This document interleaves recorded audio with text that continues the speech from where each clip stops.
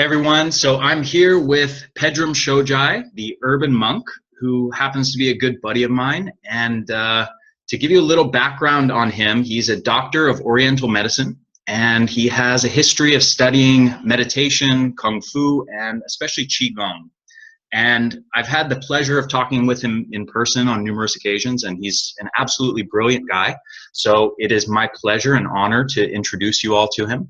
So with that said, I'd love to have you, Pedram, kind of just tell everybody a little bit about your background. Sure. Honored to be here and great to see you. So I was pre-med at UCLA and was on track to being a medical doctor and met a Kung Fu master and started training. I was always in the martial arts, and so I started training. And I had experiences that I couldn't explain, things where, it was like, okay, here's how we're discharging energy. And I'd be like, whoa, I felt that. And, I'm the only one that looked surprised in the room. And I said, who are these guys? And started studying more and more. And I just fell down the rabbit hole and became the senior student of a Kung Fu master, met the Grand Master and got to study with the Dalai Lama and said, look, if this Jedi stuff is real, I want to know. And so I just traveled the Himalayas and spent a lot of time. There's a lot of people out there that are real. There's a lot of people out there that are just full of talk. There's the good, the bad, and the ugly, like anything else. But I've had the privilege of studying with some really, really good people. And so then I changed trajectory, became a doctor of Oriental medicine because the systems integrate perfectly. Off I went and started clinics and started treating people and healing people. Then it just got to the point where I realized I couldn't do that fast enough because the world was sliding faster than I could fix it. So then I started making movies. I'm on my third movie now. I'm on my third book now, and I realized that it's wellness and health. These are idea problems. These are psychological, mimetic problems of belief systems and lifestyle issues. And so if I could help people before they need me in my clinics, it becomes a much easier task. So that's kind of the short version of the long journey. Nice. So basically shooting fireballs and Kung Fu and all the stuff you see in those movies, right? That's it. Just, you see those the video games, I could do all that. It's simple, just eyes closed. Nice. So that led into going into Oriental medicine, and then kind of take me on the journey from there. How did you then get into, kind of the energy realm and working with people on vitality and energy? So when you get into Kung Fu, very distinctly, most of the traditional martial arts, you focus your breath, you focus your intent, you kind of drive your breath through your strikes. But Kung Fu takes it many steps further, where you're actually talking about this thing called Qi, this bioelectric available energy that you're moving around and manipulating. And so here I am, pre-med UCLA guy, going, come on. And then you start to feel the Qi. And you go, whoa, what is that, right? And so you start to try to find ways to explain it off, and you do more practice, and you feel more Qi. And then they say, okay, move the Qi here, and it does so. And you go, what, am I crazy, or is this working? And, it just got to the point where I went from being hard-hitting martial arts guy to saying, whoa, I'm way more interested in this energy stuff, because now I've seen what it can do, in a medical realm. And so, just really started interning with a bunch of different doctors saying, I want to know, I want to see the limits to this. I want to see what it can do. And for some things, it's absolutely miraculous. For other things, it's a hard sell. But it's there, it works. And so, and it's one of those things where, as a scientist, if you ask me to believe in something, I say, great, that's for religion, and, we'll put that over here, and, my belief would be over here, and we could talk about that.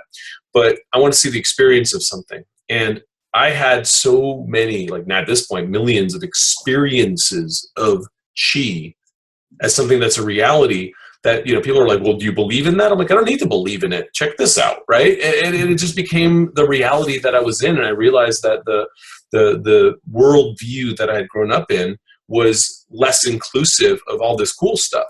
And so I was like, look, I'm done. I'm going to go over there and study with those guys, right? And that's been a long journey. Nice.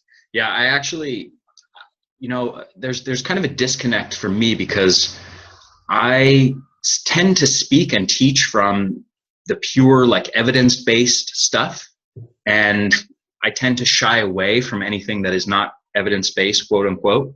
But in my personal life, kind of what I don't necessarily publicize, there are certain things that I do that aren't necessarily evidence-based, because I believe that, the reason they're not evidence-based has more to do with the fact that we just haven't studied them very well, and less to do with the fact that we've studied them and they've been proven not to work.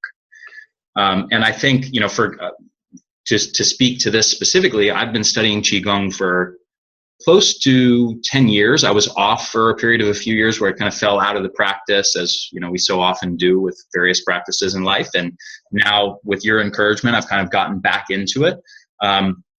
But I've been playing with a lot of the meditation and energy techniques of Eastern traditions for a long time.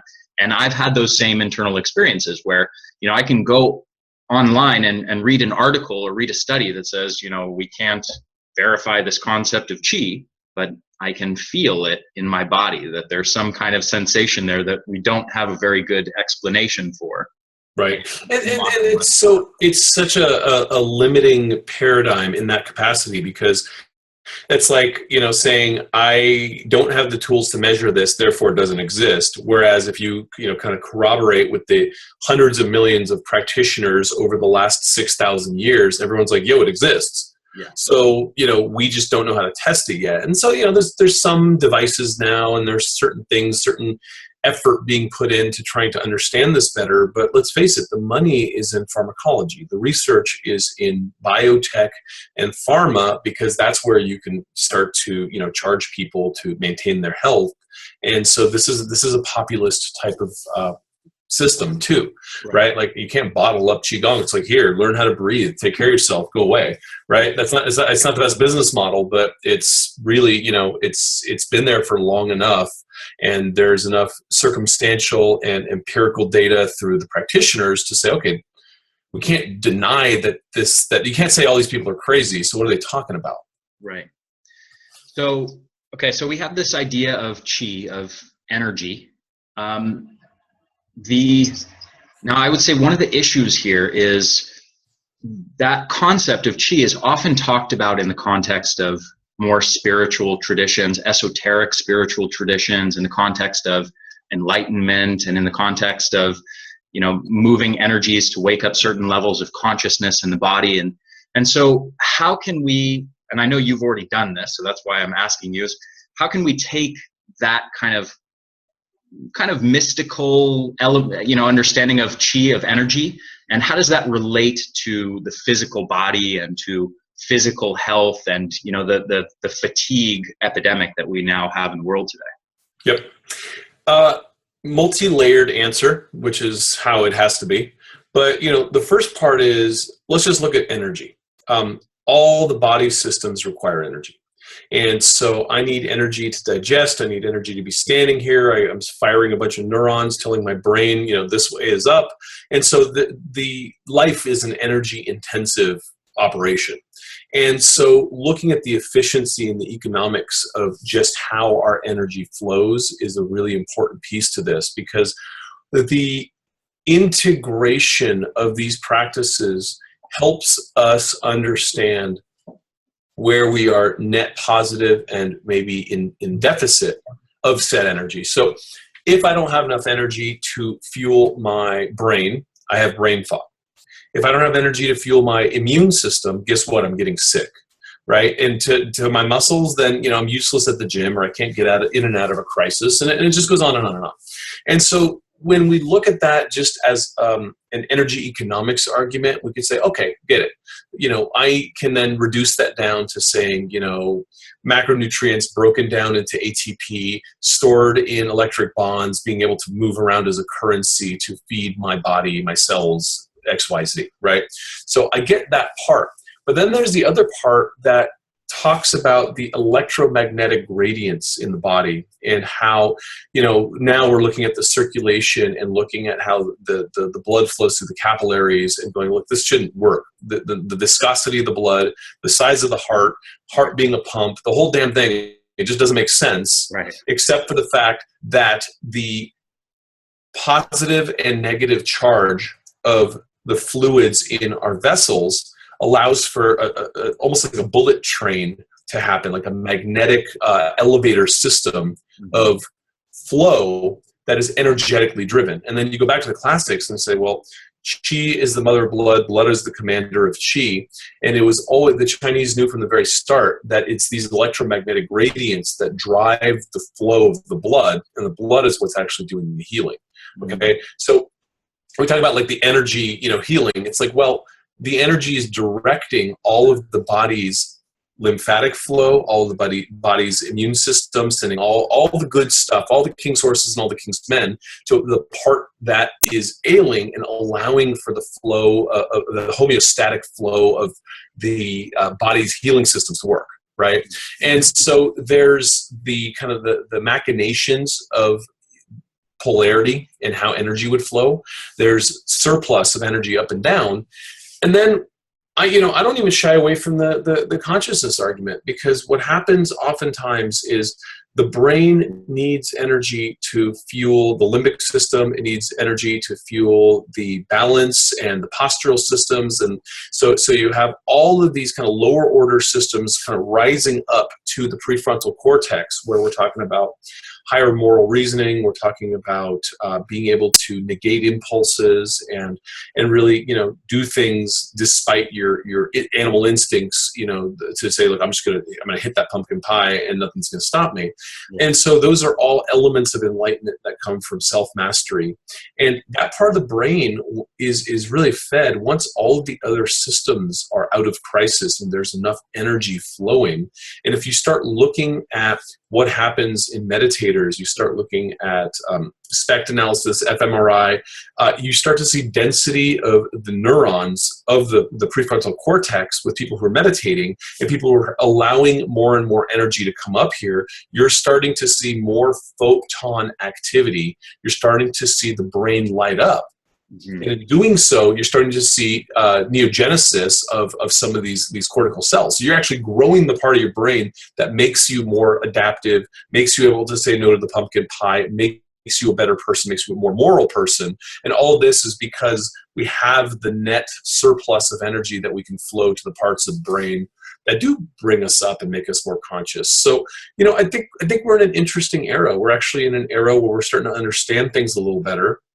We're out of that kind of reductionist model of allopathic medicine, where it's just like, well, I'm only a left ear doctor, not a both ear doctor. Go over there. It's just It's so reductionist that it doesn't make sense anymore. And so now with functional medicine and some of our understanding with technology, looking at this stuff, all bets are off. I mean, we are looking at everything and going, wow, these old guys knew what they were talking about. We still don't know how, but they totally got it. Yeah.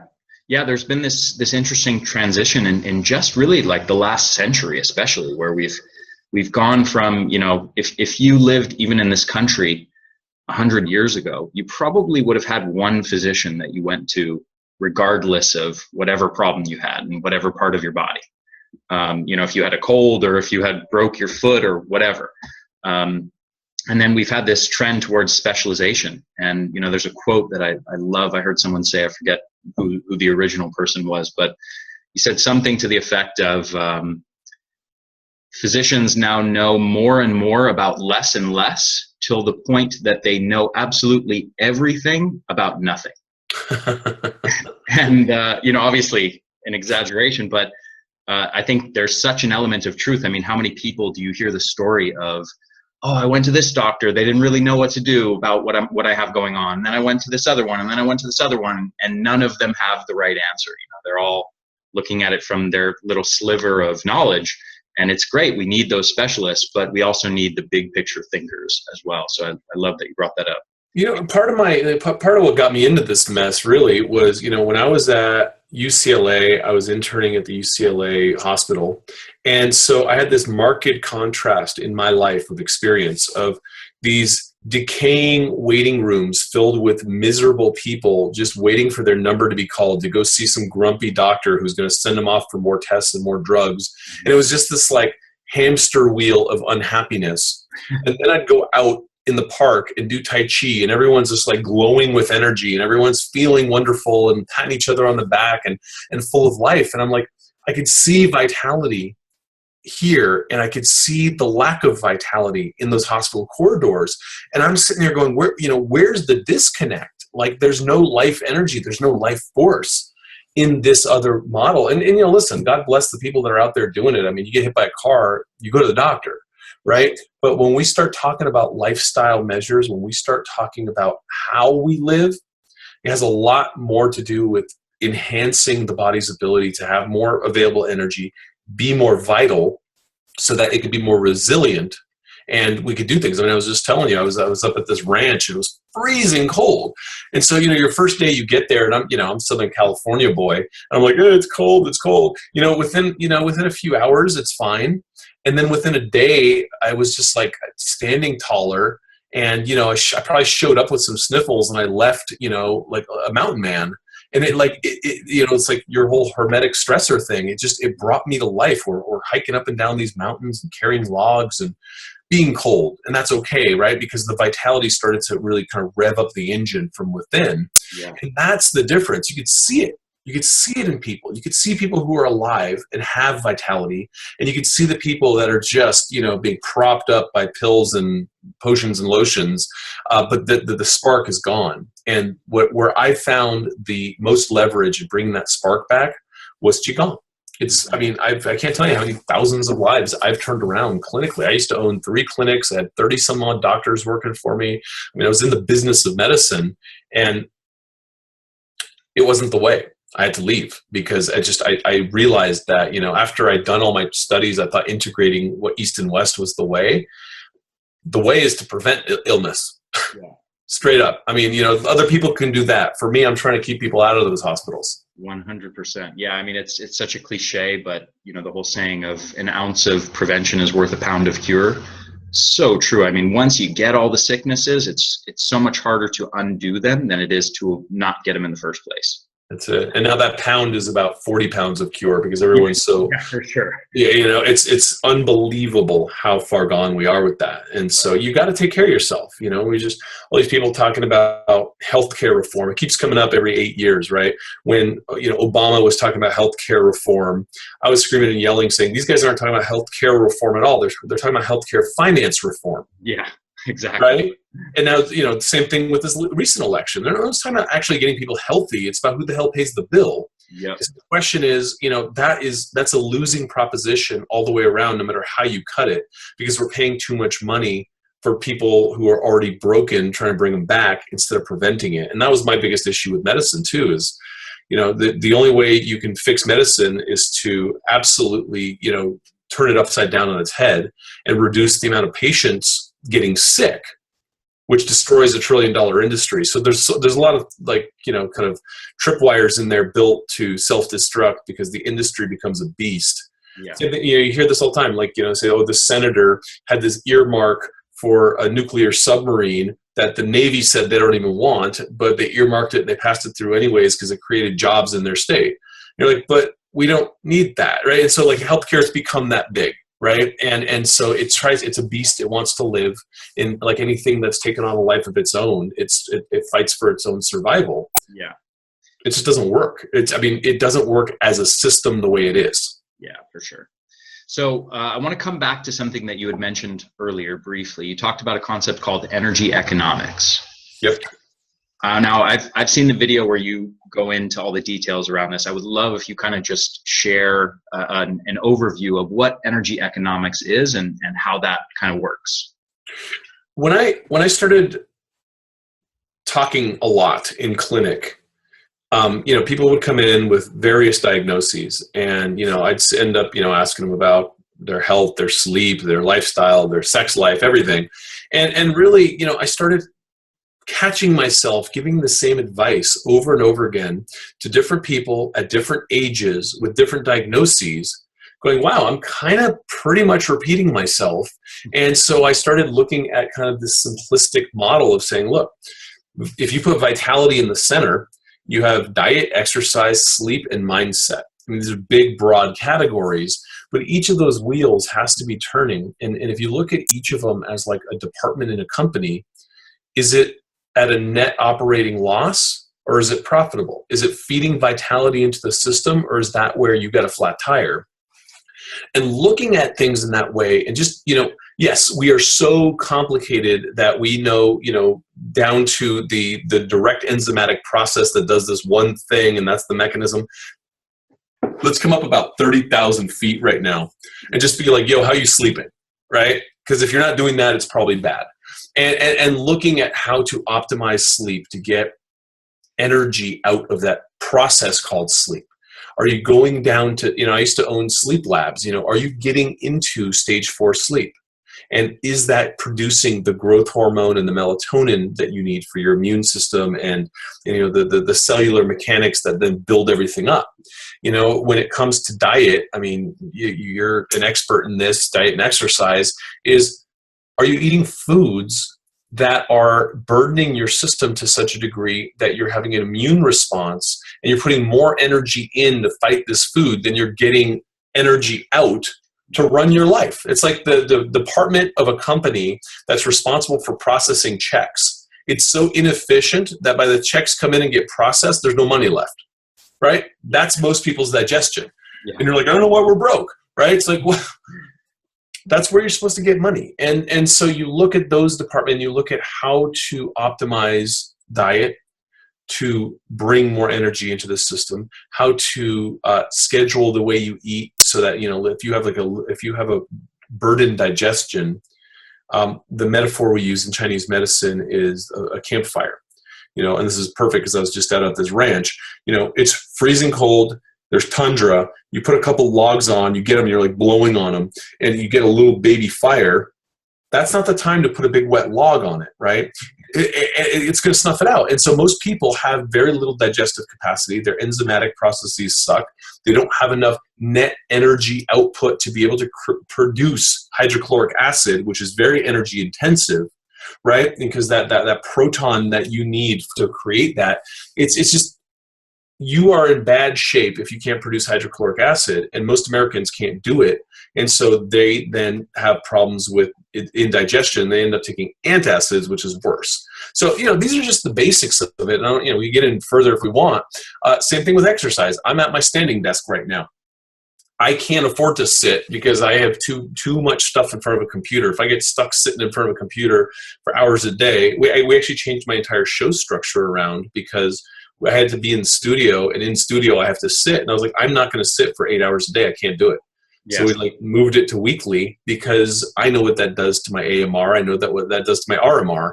And these are just basic metabolic quotients that are impacted by sedentary lifestyle, right? Yeah. And so... Hold on. Let me just interrupt real quick, because as I'm sitting here, just a quick little funny story. I just bought myself a new fancy computer, a nice standing desk. Normally I'm at my standing desk, but are we gonna lift up with you? There it is. My new setup here. Nice. And I bought this $500 screen that's like a really nice eye care screen, supposed to be really easy on the eyes, flicker free and that sort of thing. And I'm sitting here because this $500 screen that I bought that's like top of the line doesn't have a freaking webcam. So I'm like using my old piece of crap laptop here because that's the only one I have. There's no green dot. Yeah. You can't win. You can't win. It's not fair. So sorry to interrupt. No, I mean, that's the story of my life. I mean, we do video, and we have we have this huge setup downstairs, and you pay all this money, you get all this redundancy, and things just break, and you're like, how could you not? Yeah. So I deal with that every day of my life. So, but just to kind of sum up this thing is being able to have energy in life means that you're going to be able to have more time and more money. Those things are on a continuum. Most of us trade time for money, and most of us trade energy for money, and most of us squander our money, our time, and our energy like it's like going out of business. So looking at your energy economics, I mean, when people come to me and say, oh, teach me Qigong, I hear you're amazing. And I'm like, listen, first of all, it's not me, it's the practice. And secondly, most importantly, I can teach you how to up your energy all I want. If you're spending more than you are making, you are always going to be broke.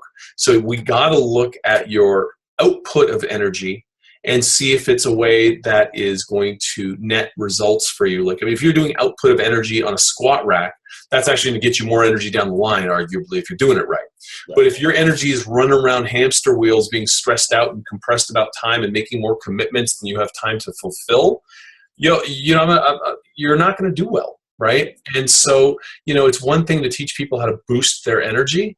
It's another thing to have good energy economics so that you constantly grow and are nourishing yourself and feeling better. I just did a talk for a bunch of our students yesterday about the winter solstice. And this is the time of year to chill. And if you're not, then biologically you're in trouble, because when the heck are you going to get a break? Yeah. If you don't take it now, right? We don't factor in breaks. And physiologically, psychologically, spiritually, this is the time you need it, right? If you're in the northern hemisphere, slow down this next week. Yep, absolutely. One other thing I want to ask you to comment on is you have this really nice concept of living with vitality and the idea of body burden and stress, and how much body burden and stress you have relative to how much vitality you have. Yeah. You know what I'm referring to, right? Oh yeah. It's a basic assets and liabilities thing. And so if you just look at your life through the lens of that and say, is this making me healthier? Is this boosting my vitality, or is this something that's diminishing my vitality? And you start to lay things out on a matrix along those lines, you start to see how the scale is tilting, right? And so look, I could go on a vacation, same vacation, and get some massages, go body surfing, take some naps, enjoy some time with my wife and just kind of fill up that tank. Or we could have like 3 extra margaritas every night on the same vacation and end up kind of where I started and go home less charged, right? And so these things, look, and you got to enjoy a margarita now and again, but you got to balance that out against all of the other things that you're doing. How good are you? How well off are you energetically?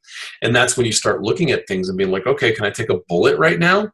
Or is this the time to behave? And then you look at all the memes and all the social constructs and all the crap that's out there. It says like, come on, man, you got to drink. You're on vacation. Like, I'm actually trying to take a vacation from poisoning myself. Maybe that's the model, right? Yeah. And so, you just gotta, and then the other side of it is, well, how about like, dancing on a table and being wild and having fun? When's the last time you did that? Mm-hmm. That might shift your energy economics and be like, no, take a shot. It's time for you to let loose a little bit. You're too tight. So there's no answer for everybody, but there's definitely an answer for you, me, and everyone who's on this call right now individually, right? Is, you got to ask yourself, is this good for me right now or not, right? And for me, like, I know what I like. I'm 41 years old. My body hates tequila. I don't drink it. My body hates dairy. I avoid it, right? And there's things that I know. It's like, it's like, oh, just a bite. Oh, it's the holidays. No, that's stupid, right? Like that's just, it's going to punch me in the gut, and I'm going to have less energy for my kids, my career, and all the wonderful things that I wanted to do today, right? I'm just not going to feel like doing things. And that's what happens. Most people are like, they have motivation issues. It's not motivation issues so much as it is misallocation of energy from having made bad decisions and taken on things that sock their energy and bring them down. Mm-hmm. So I want to transition a little bit into kind of the more mindset related stuff, the more spirituality related stuff. That's right. I like you loosen up. You're like warming up for a Kung Fu match. I'm serious right now. Well, here's the thing about these standing desks is that, the standing desk is not great for you because we're not designed to stand all day either. Yeah. We're designed to move all day. Yeah. So, when I first got my standing desk, I'm like, my back hurts, right? Because you're not like, so now it's like, I'll sit here and hold my foot back here. I'll put a foot up and I'll do some like stuff. Yeah. But it's about staying active and moving so much as not just standing or like leaning on the thing and being like, damn, I'm tired, right? For sure. I'm always moving around on this thing. Yep. Yeah. And that's one of the things I teach as well, even though I'm not practicing it at this moment. I feel like a hypocrite. But one of the cool things is, there's so much synergism in what I teach and what you teach. And we're talking about, kind of the same things as far as energy. And yet our approaches, our angles that we're taking to it are so different, and I think so complementary to one another. So what I love about your work, and I follow your work myself, I'm a big fan. So what I love about it is the angle of mindset and the focus on purpose and the focus on cultivation of energy. And those are elements, like I said earlier, that I kind of tend to stay away from. And I love that you take them full force and just like take them head on, and you have such a beautiful message in that. So I want to transition into that. Talk to me a little bit about cultivation of the spirit. So as we said earlier, in Chinese medicine, they say qi is the commander of blood, blood is the mother of qi. But qi, that energy, is refined into shen, or spirit. And that spirit then allows our consciousness to find a home here and now. And so, you start getting into this other realm of Gnosis that most people who are not familiar with this work don't understand it because they haven't felt that yet. And it's about just this, it's a real kind of je ne sais quoi feeling where you go, whoa, what is that? I feel connected to everything. I feel good. I feel calm. I feel loved. I feel loving. Like, what is that? And that's the same state that the spiritual masters from pretty much every tradition have been talking about since time immemorial. And that's a state that you cultivate yourself into. And it's not an addition process, right? It's a subtraction process. It's about getting all of the limiting self-beliefs and doubts out of the way. It's about clearing the channel and the noise and not reacting to the noise, and then just listening to the hum of the eternal universe as it's moving through you. And that sounds really esoteric, but there are millions and millions of meditators that will corroborate on the same experience and be like, oh yeah, that. From different traditions all over the world. Different mountaintops all over the world, right?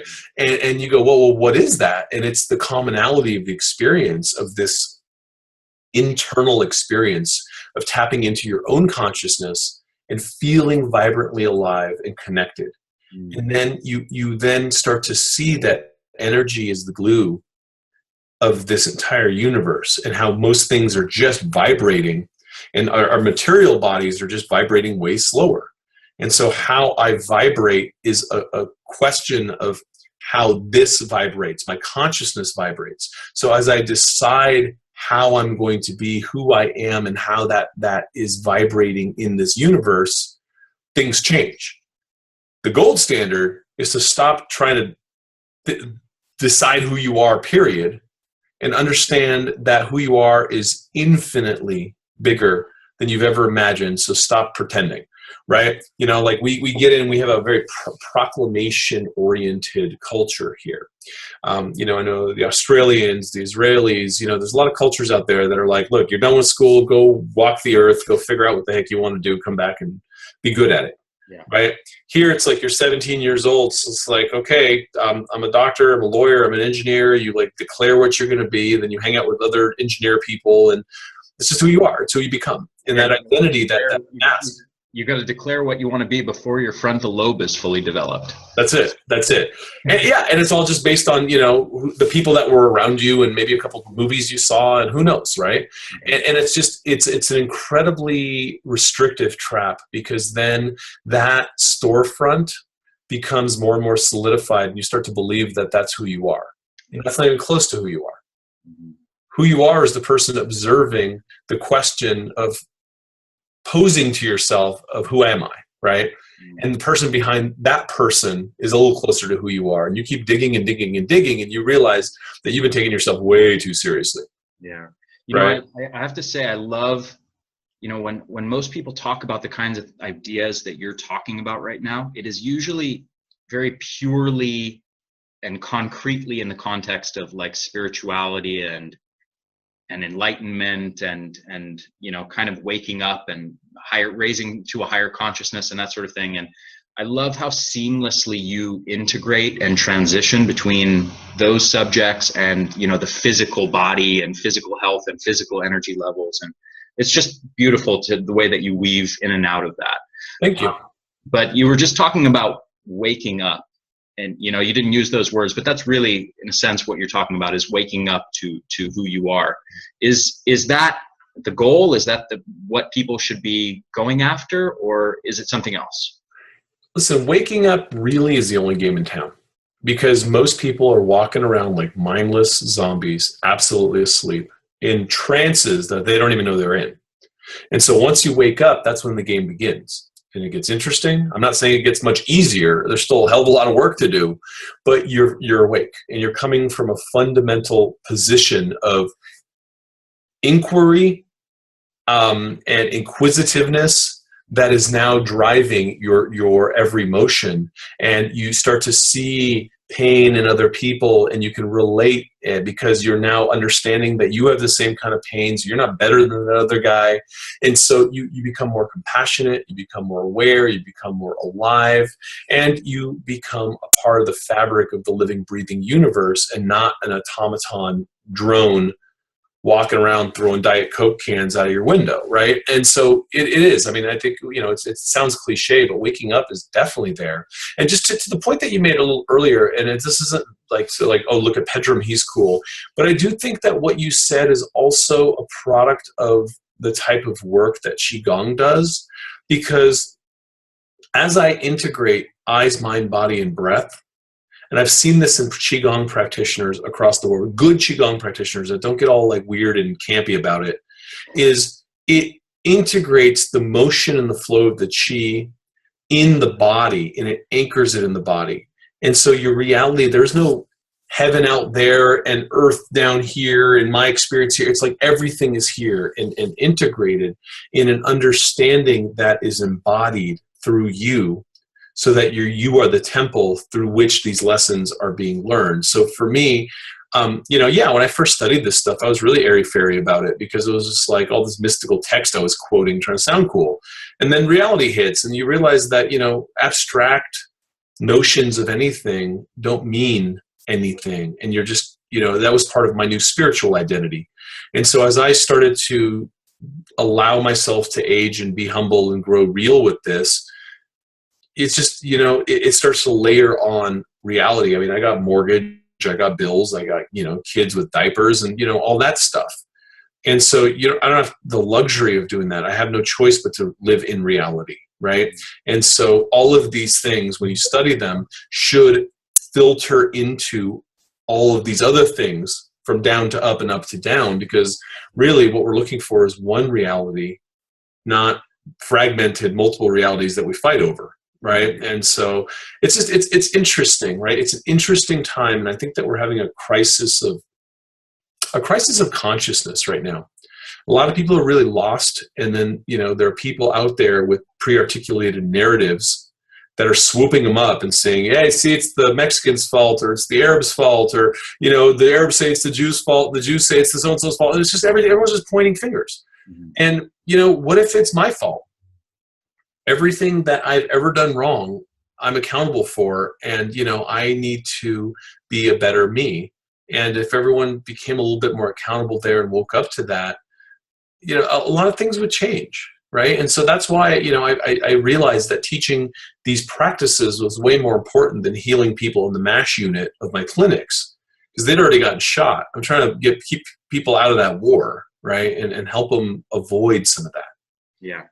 So how do we get there? How does one, you said waking up is the only game in town, which I love, but what are the practical steps? How does one get out of where they are now to a more awakened, conscious existence? For me, it was practices. Qigong has been incredibly transformative for me and my students.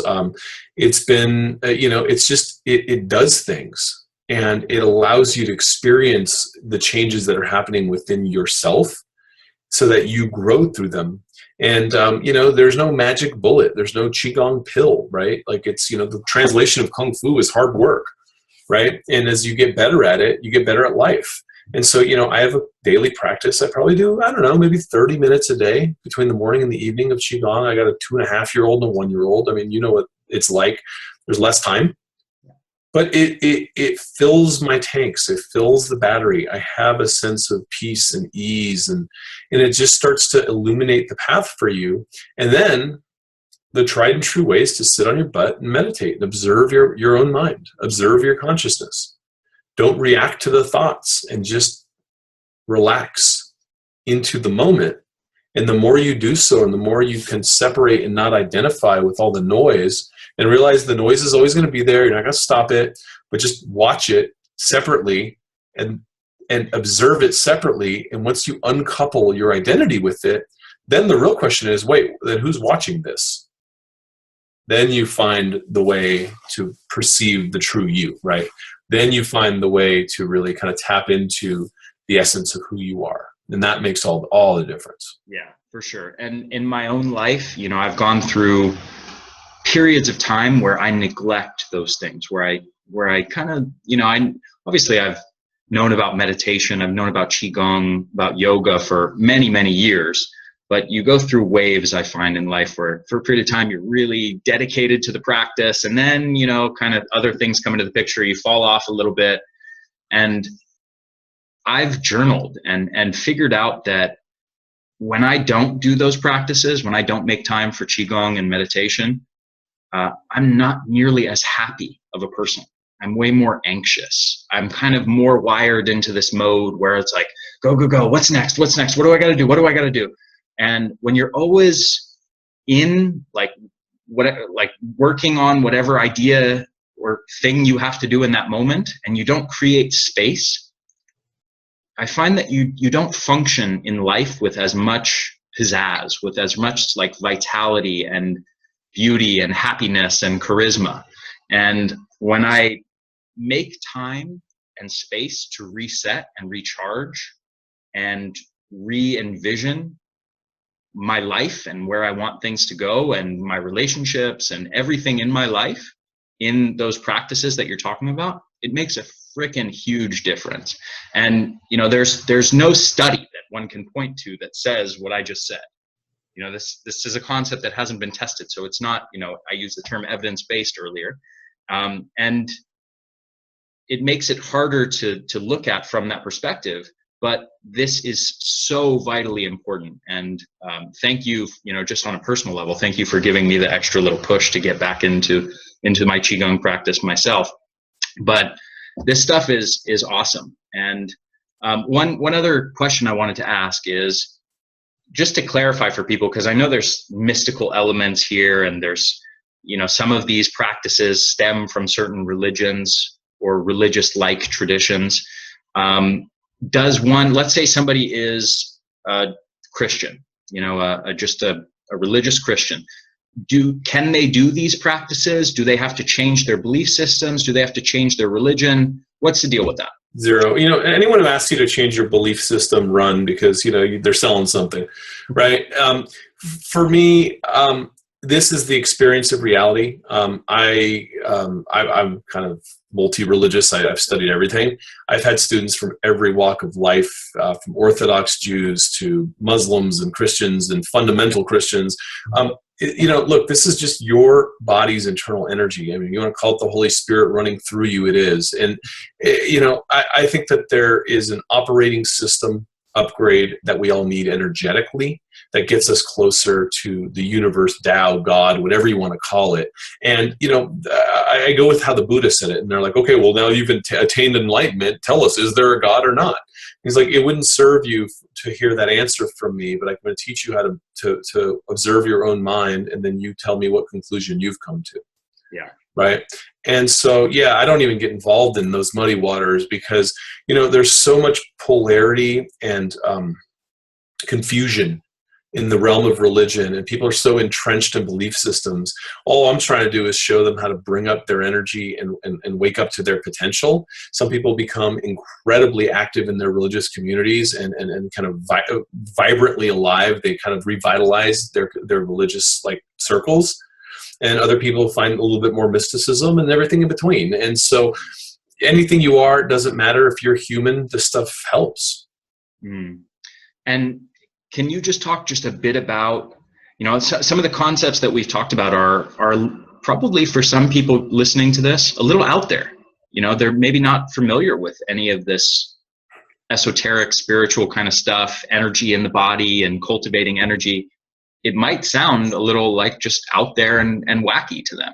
So just speaking to more of a practical, everyday experience sort of level, what kinds of benefits would people see in their life as a result of the kind of practices that you teach? Look, you're going to get more density of muscle mass, which means more mitochondrial output through your leg muscles, period, straight up. You're going to have more available energy just because your legs are getting strong. You're moving around, which means you're moving blood, you're draining lymph, and you're opening up different parts of the body. You're gaining in flexibility, you're hyperoxygenating, you're practicing using lower diaphragmatic breathing, which helps you trigger parasympathetic nervous system, and you are focusing your eyes on the body movements, which then brings the sensory motor strip and helps you with incredible meditation skills for people who can't close their eyes and have it shut down. Moving meditation's phenomenal. And so there are a number of psychological and physiological benefits that you get. And I don't, I'm not a woo-woo guy, right? I studied with the best of them, and I think some of the woo-woo people are absolutely crazy. And the most practical people that are from the most woo-woo traditions aren't speaking in woo-woo. And so, I've studied with the good, the bad, and the ugly. I don't think you need to language things in woo-woo, and you create an opportunity for people to have their own experience, which is theirs. And so, it's like, this whole guru game is nonsense, right? I don't need people to wear a Pedram t-shirt and you know what I'm saying? Like, so should I take mine off then, or? Well, no, if you choose to wear it, it's flattering. Yeah. Right. Yeah. But that's the point, is like, everyone's trying to play this game. It's like, well, now this is my new identity. I do this thing. So now I have to, change my name to Sadhu. That's all BS. Right. And so it's just do the stuff. It feels great. You start feeling better. You have more energy. You can reinvest that energy in kind of better and better ways to be with your family more and be better at your career and all the things that more energy will do for you. And it's real energy. It's not borrowed energy from tomorrow. It's not crack in a can or, super duper whatever coffee, right? It's your energy, and it's your ability to be better at it instead of being in the deficit spending economy of caffeine. So for me, there's so many things that it does right that, it is really the cure to 80% of the medical issues out there. Is if people started doing practices like this, there'd be less illness. And Mao understood this, because when he realized that they were taking over China and that they would not be able to provide healthcare to the nearly 2 billion people, they emphasized all this stuff and they got everyone out in the parks doing it. And their healthcare costs are minimal because they're eating good food and moving. Yeah, for sure. So tell me a little bit about your Urban Monk Academy. When I started teaching this practice, it was in seminar format. And then I started making movies, writing books, and then we got pregnant, right? And so I was an ascetic monk, and I decided to become a householder, and I realized I had a tremendously less time.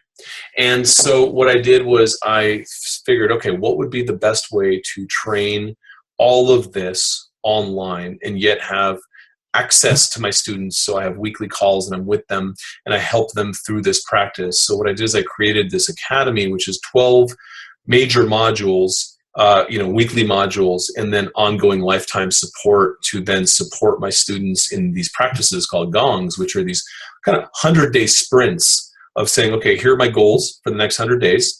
Here's what I'm going to do to get there. And here's my daily practice. And if I miss a day, I start over. And I have thousands of students that support each other, and I support everybody in there. And man, it works. It's been working for a long time. And, this model for modern people, like my last book's called The Urban Monk, and it resonates with people because I'm not asking you to go up in the mountains for 4 hours a day and stand on your head. I'm saying, look, you got 20 minutes, take it, breathe. Right? This might be your last chance. Like, the bolts are going to start flying again. Yeah. And so the academy trains that in a kind of systematic way. And it really holds people accountable to their own deals with themselves. Like, no one's telling me what they're going to do. I mean, you could, but it's a deal between you. And I just help the communication get clear so that you can manage expectations better, you can set better expectations, and you can build energy slowly so you don't try to take on too much and fall on your face, which is what a lot of people do. Yeah. Right? It's like, that's it. This is boot camp. You're like, yeah, that's great, but you've got 3 kids and a job. So what are we going to do every day to kind of slowly build some habits, right? And then those are the people that succeed, right? Instead of the yo-yo effects that you see with everyone just trying to, I don't know, there's a lot of stuff out there, and there's a lot of people that are unhappy because that stuff doesn't work. Yeah, absolutely. Well, we got to wrap up here. I know that you have to go here. We're kind of at the end of our hour, but I do want to just say that I want to let people know, first of all, that a few weeks ago, that you gifted me the Urban Monk Academy myself. I've had a chance to go through it. It's freaking phenomenal. And like I said earlier, I think our programs are just the perfect complement to one another, given you focus so heavy on regeneration and rejuvenation and purpose and mission and waking up and mindset and the spiritual elements that I tend to neglect. And I just think it's like a match made in heaven. So I want to encourage everybody who's listening to go out and get the Urban Monk Academy. Even though Pedram actually gifted it to me, I'm actually going to go and buy it now myself, now that I've had the chance to go through it, and I'm going to start it. So I want to encourage you all to buy it and go through that program with me over the next, I forget, is it 10 weeks? 12 weeks, 12 weeks, and then lifetime support. So, it's been 15, 20 years in the making. It's just, we got a system now that just works. It works. For sure. It's phenomenal stuff. And like I said, everyone, please go through this with me. I'm buying it myself. I would love if you do the same, and we can do this together and support each other in Pedram's community. So with that said, thank you so much, Pedram, for being on. It's been such a pleasure. All right, you're great, man. I love your work. We spend days me talking the other way around. You have a really interesting physiological basis for all the things that we're talking about on the Chinese side. So it really is a match made in heaven. It's really cool. Thanks, brother. I appreciate that. And one last thing. I know that you're offering a discount to everybody watching, right? Yeah, we're right at the solstice now. So it's solstice, SOLSTICE, all caps, and it's $200 off for lifetime. I mean, you can get in on the monthly and just check it out. But if this makes sense to you, I promise you the lifetime is it's the way to go. And I've made it incredibly affordable, as affordable as we can make it, so that we can sustain and support people in a community that works. So it's a good thing. Beautiful. Well, thanks so much, brother. It's been such a pleasure and an honor to have you on, and thank you for offering that discount to all of my audience. Thank you. It's an honor. Take care, brother. Thank you. Hey, everyone. So I just wanted to finish this with a quick personal note and another piece of information that Pedram didn't mention in the interview, but I wanted to make sure that you all know this. And that is that there are several studies that are now indicating that Qigong, this specific form of energy yoga that Pedram teaches, may actually be one of the most, if not the most effective form of physical activity or exercise that one can do to overcome fatigue and increase their energy levels. So it is a really, really good idea to learn this. Now, Pedram is a great teacher of it. I would highly recommend learning this from him. If you want to go, study with somebody in your area and learn this in person, that's another option. But this is something that I highly recommend if your goal is to increase your energy levels. And on a personal note, I want to mention that starting on January 1st, I'm going to be doing what's called a gong in Pedram's lingo, and that is a 100-day block where you commit to doing a particular daily habit or daily ritual, not in a religious sense, but just more of like a habit for every day for those 100 days. And it's basically about habit creation. It's about committing to your goals and really committing to doing some new habit to better your life. And for me, in the first 100 days of the year, I'm going to be doing Pedram's Urban Monk Academy. I'm going to be practicing a Qigong practice every morning, as well as briefly every evening before going to bed. And this is something I've done in the past before. and I know the power of it. I feel so much better when I do this. So I want to really encourage you all to do the same. I want to encourage you to join me, to do the program, to start learning Qigong, and also commit to doing a 100-day Gong. And if you want to include something else as part of that, or if you want to do Qigong, which is what I'm going to be doing, that's awesome. But I would really, if your goal is to overcome fatigue and increase your energy levels, I would really encourage you to learn Qigong, and doing it in the form of this 100-day practice, doing it with me as part of this Urban Monk Academy, and learning from Pedram, I think is an absolutely brilliant idea. So I want to encourage you all to take advantage of that. There's a button below where you can click to join the Urban Monk Academy. You get $200 off. Right now, I think that discount is going to end on January 1st or in the next couple days. So take advantage of that. It's a difference between a $500 program versus a $300 program. So I'm personally going to be buying it. Pedram has actually gifted me the program already, but I love the program so much, and I'm a fan of his work, that I actually want to support him and buy it. So I'm going to be doing that. Like I said, first 100 days of the new year, I'm going to be doing my Qigong Gong practice. And now also I want to mention here, if you're not ready to commit to that just yet, and you're kind of unsure if this is for you, there's another button below where you can sign up for his free 7-day reboot. So I would highly recommend that to you all. But hopefully you join me in the Urban Monk Academy, and I look forward to doing this Qigong practice with you all.